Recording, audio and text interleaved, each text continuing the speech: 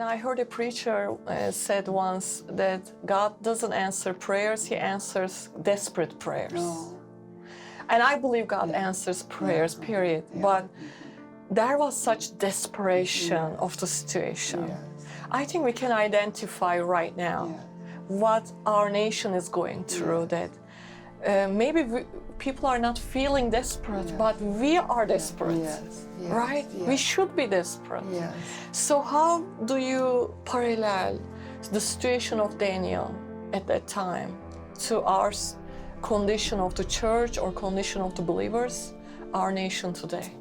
You know, it's interesting, and can I just go back and pick up your one statement that God does answer little prayers. Yes. He does answer little right. whispers of our heart. He does, whether it's a mother's prayer that her child would have a friend at school, or whether it's, you know, prayer. It doesn't. He doesn't just hear desperate prayers, but He does hear desperate prayers.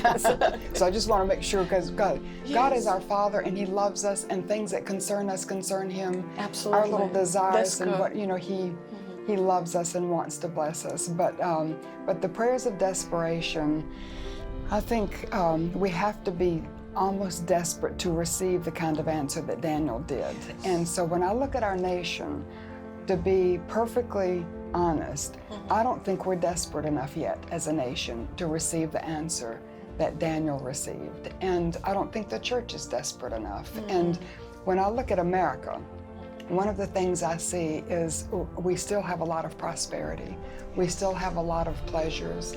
We still have a lot of opportunity and things. And you almost can see that as maybe not a blessing from God, because it keeps us from feeling we need God. So even within the church, people can feel that they don't have that real desperate need for God, because they have so much that they can get for themselves.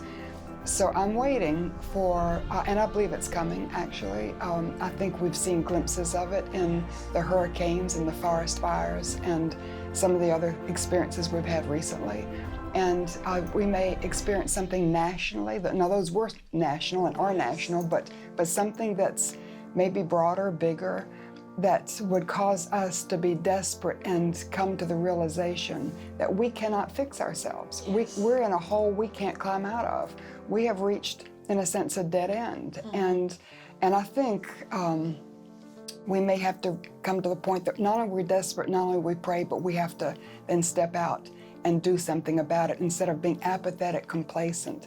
But first of all, we need to get on our face and cry out to God. And I can tell people to do that. I can do it myself. I can encourage churches to do it. But until people are desperate, they're not going to do it. And so, so it's sort of it's a concerning thing to me. Absolutely. But I feel like we are, as you said, we are in a process getting there. Yes. I do feel like God is shaking us little by little, but there will be a bigger shaking is coming. And I know that you have been passionately preaching about this in the last several years to try to get people's attention, to be prepared in prayer, in fasting. You call people to prayer, but tell us in your personal life experience that something drew you closer to Daniel's prayer.